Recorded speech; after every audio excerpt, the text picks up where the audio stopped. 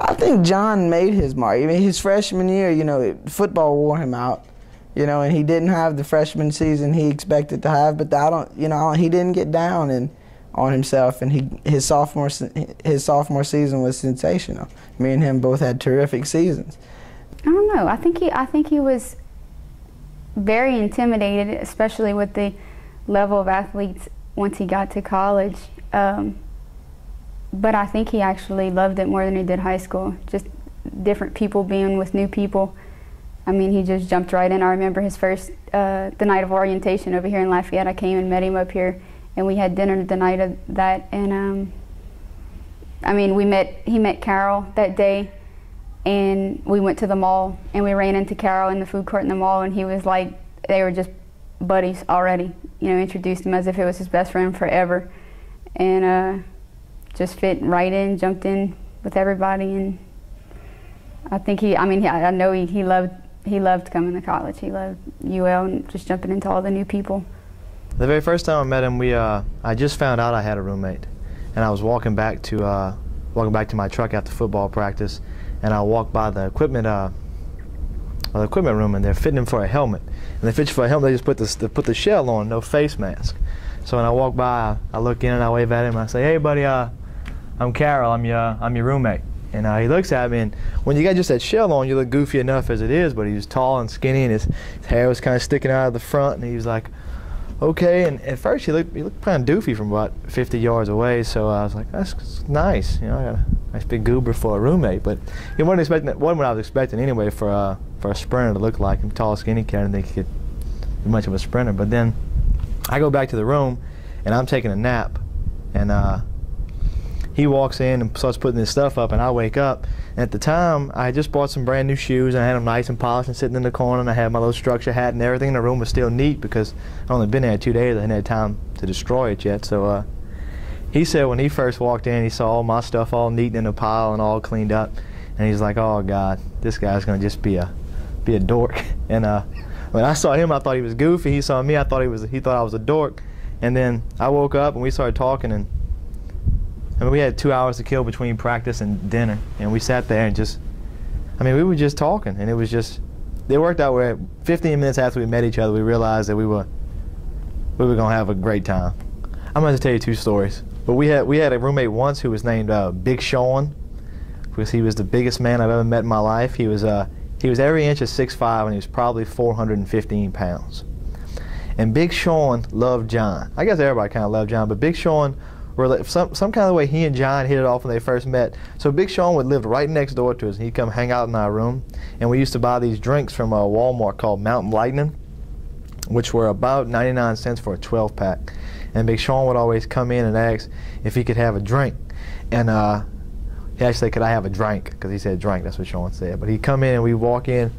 And one time we left the door of the room open, and we walk in, and it's nighttime after lunch, and Big Sean's just sitting on the chair in our room with a cold drink, just with a green Mountain Lightning, just watching TV. I was just like, "Hey, Sean, you making yourself comfortable?" So I was like, "John, so I can have a drink whenever I wanted one." I was like, "Okay, well, help yourself to the drinks then." Anytime we'd come home, we'd stop in Lafayette. That's when he lived with Carol in the dorm room, and the stories I would hear just from him living in that dorm, all the crazy things that they did. The first time we went over there, like one whole wall was covered with Starburst papers, that they had been eating Starburst and were like covering their dorm room with Starburst wrapping papers. Then that was another time one of our dorm inhabitants thought it would be a good idea to take a fire extinguisher and spray it. He was from two suites over, and spray it all down the hallway. And all the sulfur in it just comes in under your doorknobs, and well, it just it goes in your room. It goes on everything. It covers your shoes, everything you leave on the floor, and it even gets up on the mattresses. So we took one of those big dumpsters, one of those big trash cans, one of those like the big 50-gallon drums, and we filled it up with water in the shower, and we drug it down to his door, and we leaned it up against his door so that when you open it, it just falls into your room, and 50 gallons of water just spread all over the floor. And he was a very large man, and he would have killed John and I if he had known it was us. But luckily, that story never came to light. But we laughed at that a touch. it was actually one of those weird things where it just worked out. And when we met each other, it was easy. We didn't have to ever strain to talk to each other. We didn't have any uncomfortable silences. It was just, really, we just laughed and goofed around like kids, and it was perfect. That's what we did. And that's how I met John. And then, well, I guess from there, it was a couple years of just foolishness with a lot of good memories. I remember when John came in, he came for a visit actually. Came in for a visit with his mom and his dad. And I was an assistant coach at the time, and Coach Longstone was the head coach. And I remember sitting in my office, which was on the back side, and I remember him coming in with his mom and dad, and Coach Longstone was telling me about him, that he was coming in that day. And met him for the first time, heard he was an outstanding baseball player and also football player, and that he'd try to do both. Once he was here, that he was also going to try to run track. Well, actually, the first time I met John, he was mad at me because I had come back my freshman year of college to work the track meet over at Thibodeau High, and Berwick was running in it. So I was working the third exchange zone, and they came in, and I remember Cade came up to me and said, "Are we in lane 5?" And I wasn't sure, so I just said, "Yeah." Well, before you know it, John's coming around, and he's in lane 4. Cade's in lane 5, so they get switched over, and I have to DQ him. And I remember him, he gave me a pretty mean look, and he remembered that 2 years later whenever he came to school, and he mentioned it to me. I think it started off from the first day. I mean, he just kind of brought a life and a certain spirit to the group out here. He seemed like kind of a natural leader because everybody kind of gravitated towards him. You know, when he'd say something, everybody would kind of go that direction. Unfortunately, I think he played football that fall, so I didn't get to have him out here till the springtime. But he always came by and checked in with me and everything. So it was really evident that spring, when he first came out here, that people were kind of gravitating towards his personality.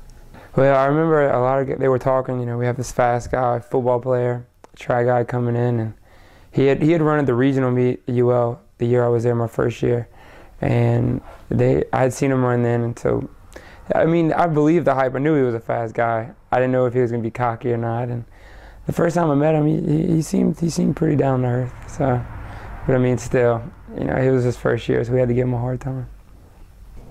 Going to Division 1A school, it's tough, it's a lot of pressure, but John, when I got there, he took me under his wing again like he did in high school, you know, and led me through it. And without him, you know, I don't think I'd have been half the person I was, you know, throughout my career. He taught me so much, you know, how to win, how to lose, how to learn from it, how to learn from a loss, take it as a positive, you know, and learn from it. John was great at that. Luckily, I do remember John. I remember that he was a great guy. He was extremely funny. He was just really a lot of fun to hang out with. There is one story I'll never forget, and John was the ringleader of this adventure we took. It was a rainy day. It had been raining for about a week now, on and off. So the school was pretty flooded, and they had in the quad area there was water everywhere. John had gotten some kind of bright idea that he wanted to go and slide in the water at school, but. It just, for any other person, that would be it. You just go slide. But for John, he had to have a little more. So he dressed up. He got his old suit and tie. He put it on. Put some football cleats on. He wanted to dress me up too. So he put some. We had a snorkel and some diving flippers, and he threw that on me. And it was me, Carol, Cade, and Bryn, and we all jumped in Carol's truck. And we drove down to school, and we parked right next to the math building. And John went out and he scoped it out a little bit to see the situation. And so after that, it was just improvisation. He went run across the quad, and Carol came out with a video camera, started filming John walking across the quad, school bag, and just walking normal. And all of a sudden, you start seeing him pick it up, just start sprinting all out. And the whole time, students are going in and out of class, and teachers, and from about 10, 15 yards away, he just starts sliding. And man, he must have went 10 good yards, water splashing everywhere. We couldn't even contain ourselves. We were laughing so hard. He got up and we went to the truck and we went home. And man, just stupid stuff like that I'll never forget. It made the day, without a doubt. I just remember several times when Cade Slaughter would come and tell me, because that was kind of like Cade's big brother, and Cade followed in his footsteps. And you know, they'd just tell me they'd go out to Girard Park maybe sometimes and catch a nutria, or put it in his backpack and he'd walk around campus with it, and then he'd put it on somebody's car, or just little bitty things, that college pranks that just kind of kept things light and kept things going. And I wouldn't hear about it till later on, because I guess they thought I'd get mad, but it was just funny stuff that I'd hear that John would do.